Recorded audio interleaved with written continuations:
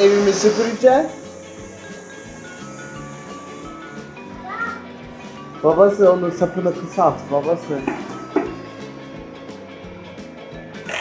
Tamam. Hadi sür bakalım. Hadi sütür. Ay nasıl güzel yapıyor Elif. Aman aman.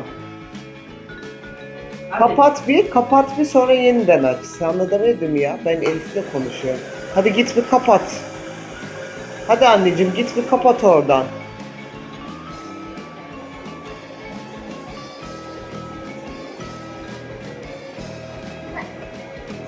Baba.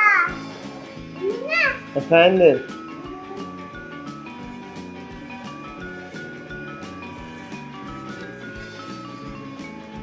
Oh, aferin sana.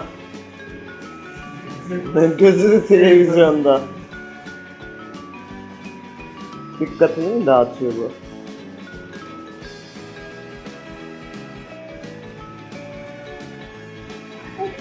Ay açılmaz, bitti. Hadi sen devam et hadi. O zaman götürelim biz süpürgeyi artık. İşi bitti mi? Hadi götürelim süpürgeyi. Bitti mi süpürge?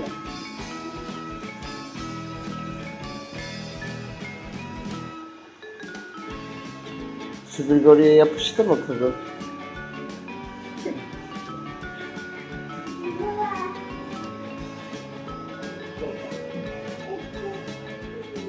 Bitti.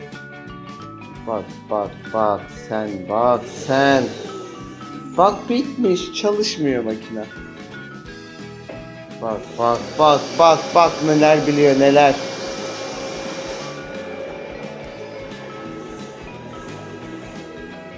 Aa bitti, evet bitti. Makine bitti. Ha.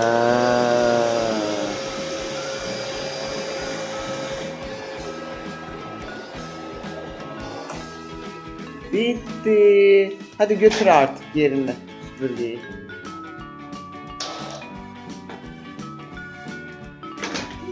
Bitti, evet. Hmm. Al, al. Al, al, al. Al diyor, al diyor. Alayım mı? Hadi bakalım. Götürelim hadi. Hadi getir bakalım. Aferin. Hadi bay bay sana kızım. Elif, bay bay yap bakayım. Elif bay bay yap. Bakmıyor bile.